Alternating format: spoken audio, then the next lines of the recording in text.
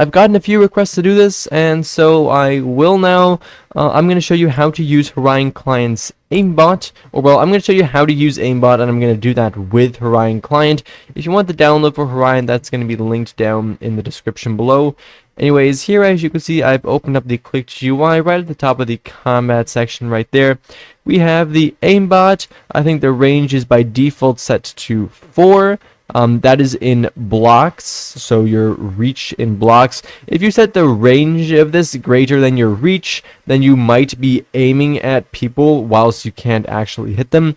For demonstration purposes, I'm going to set this to 8. For the rest, you can change the speed, which is Aimbot works, which is going to that's going to make itself obvious in the next couple of seconds.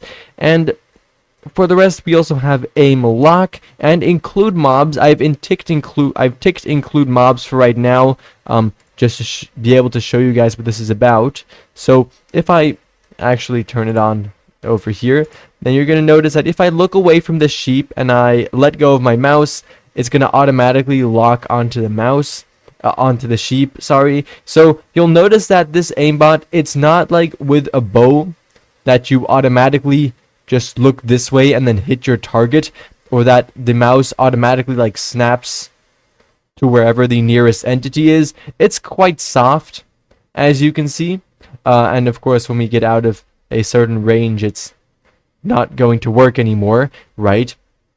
But that's basically how that aimbot works. The reason why it doesn't snap like that is because that way it doesn't get detected as easily by certain detection systems.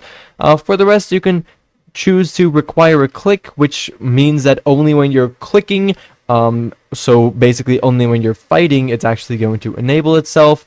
Only weapons means that it's only going to activate if you're holding something like a sword, once again for the same reasons. And then you can choose for it to function vertically, which is like this, or then if you don't have that ticked, it'll only function horizontally, so that's like that. Once again, all measures you can take for personal preference as well as detection.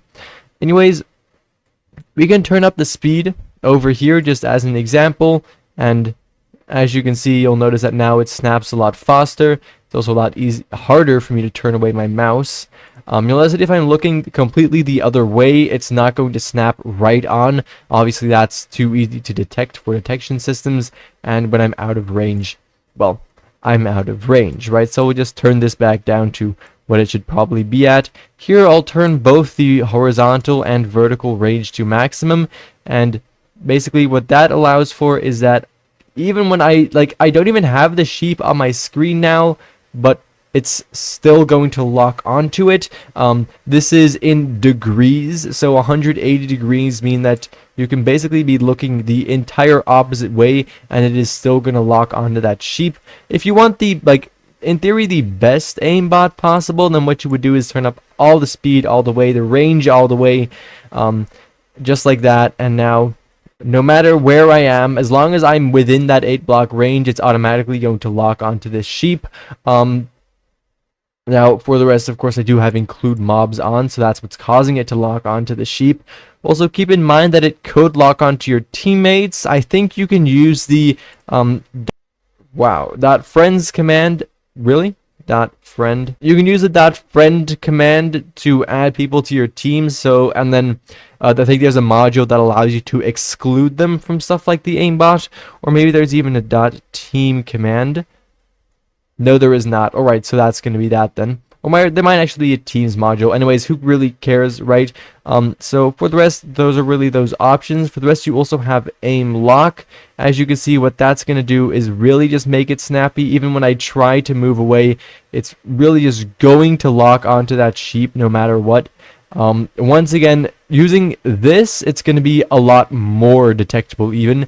As you can see, moving around this sheep like this, if you were to do this to a player, then that's obviously quite easily detectable for an anti-cheat system in comparison to maybe if you were to use a lower settings on this.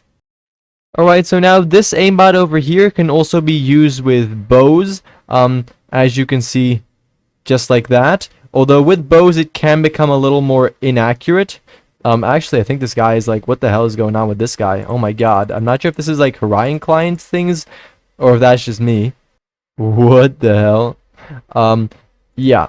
Alright, that was random. But basically what I wanted to say, the aimbot doesn't always work as well, and that's why there is also a bow aimbot that works differently. As you can see, this is now going to allow me to hit those people, or in this case, this person. It only activates when you're actively using the bow, and of course I'm gonna get slammed now. Like, I suck with bow PvP. Maybe I can actually make a run for it. Oh my god. Oh my god. Ah! Okay, I got teamed, so to be fair, that's... I mean, I don't know if it was something in my testing, but I don't think this works with entities like sheep. It was also not an option to choose here in this customization menu, which doesn't really matter. That's why I logged on a CubeCraft. Bro, what the hell is happening, man?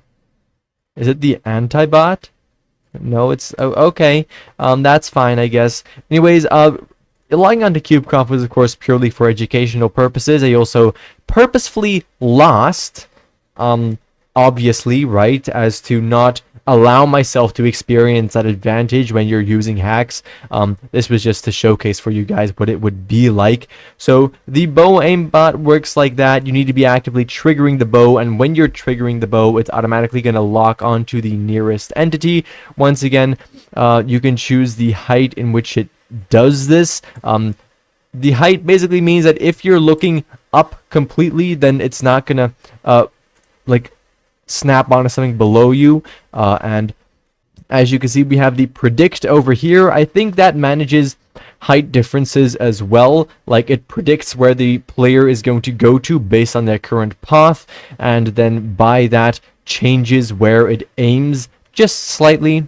You can turn on silent, that's for ghost cheating, and then visualize as well. You saw the white little boxes there earlier. That's basically how that works. So do also keep in mind that bow aimbot is a separate module on Horion Client, and that if you're just using aimbot with bows, that's probably not going to work that well. Anyways, yeah, for right now, that was basically that. Let me know if you want me to do videos like this explaining modules more often. I can't even go here, bro. This server is a scam, man. I don't do that often, but a few people will ask me to do this, and so I decided to. Anyways, for right now, that was basically that. Thank you ever so much for watching, and I do, of course, hope to see you again in the next one. Bye-bye.